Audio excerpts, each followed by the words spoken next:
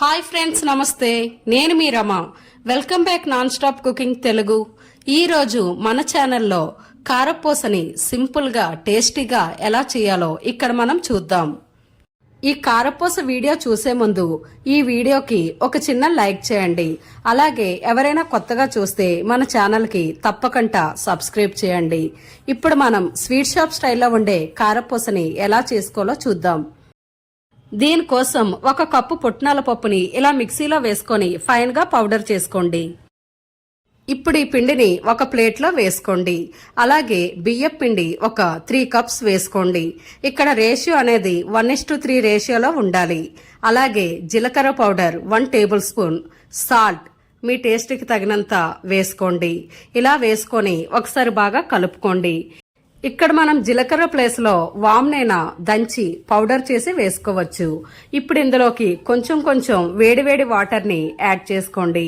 ఇలా వాటర్ వేసుకొని పిండి అంతటిని గరిటతో బాగా కలుపుకోండి.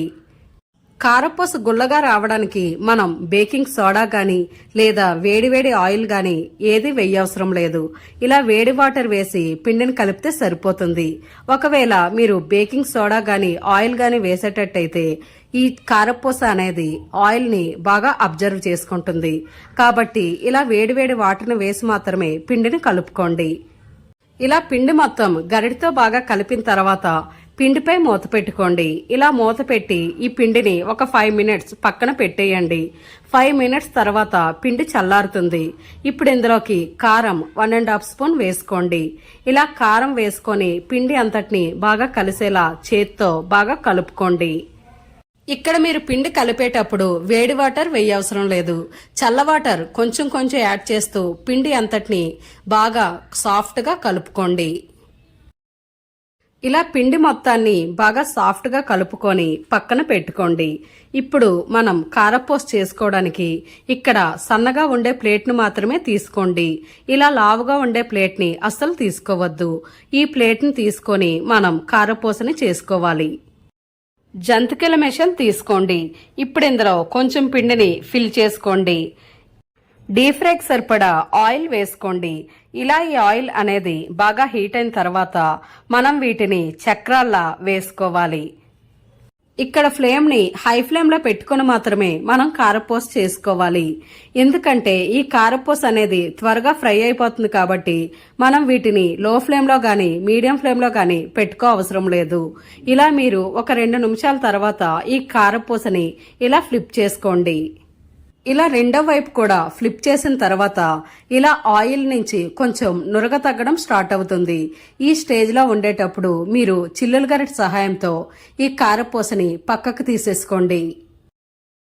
ఇలా ఆయిల్లో ఏమైనా ఎక్స్ట్రా కారపూస ఉంటే వీటిని కూడా పక్కన తీసి ఇప్పుడు మనం మళ్ళీ ఆయిల్ ని బాగా హీట్ అయ్యే వరకు వదిలేయాలి. ఇలా ఆయిల్ మళ్ళీ బాగా హీట్ అయిన తర్వాత రెండోసారి కూడా ఇలానే కారపూసని వేసుకోండి. ఇదే ప్రాసెస్ లో కారపూసని 2 వైపులా ఫ్లిప్ చేస్తూ గోల్డెన్ కలర్ వచ్చే వరకు బాగా ఫ్రై చేసుకోండి. ఇదే ప్రాసెస్ లో పిండి అంతటిని ఇలా కారపూసలా చేసుకోండి. ఇప్పుడు ఇందులోకి 2 రెమ్మల కరివేపాకును వేసుకోండి. ఈ కరివేపాకును కూడా వేసుకొని బాగా ఫ్రై అయ్యే వరకు ఫ్రై చేయండి. ఇలా ఫ్రై అయిన తర్వాత వీటిని కూడా చిల్లుల గరిటె సహాయంతో పక్కకు తీసేసుకోండి. ఇక్కడ మనం చేసే కారపూసలోకి ఈ కరివేపాకు ఫ్లేవర్ చాలా అంటే చాలా బాగుంటుంది.